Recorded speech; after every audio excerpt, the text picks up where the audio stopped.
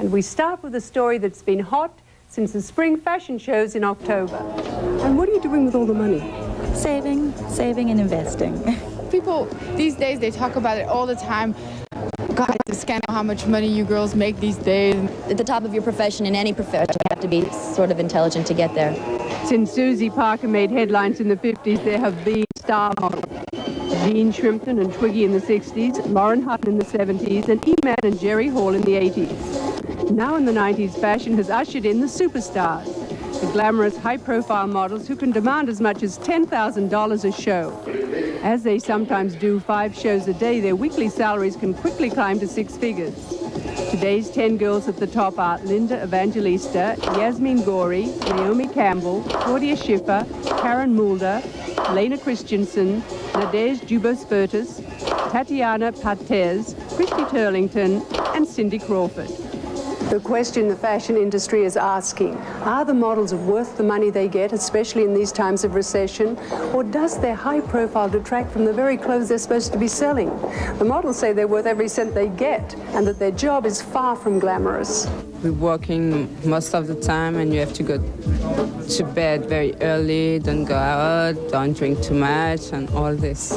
The way we live is not very glamorous at all. Always working very hard and traveling a lot, being by ourselves all the time, very busy schedules. Photographer Dan Lecker says the superstars have a walk, a way of turning a smile a presence that makes his job a lot easier. Just like a very good photographer or a very good cameraman, if he makes the job well, I mean, if he does it well, then he's worth the money. And they do a very good job. Designers are divided about whether the models are worth the money. Karl Lagerfeld, who does Fendi and Chanel as well as his own collection, is happy to pay up. You know, the fees are high, but you get it back in a minute, huh?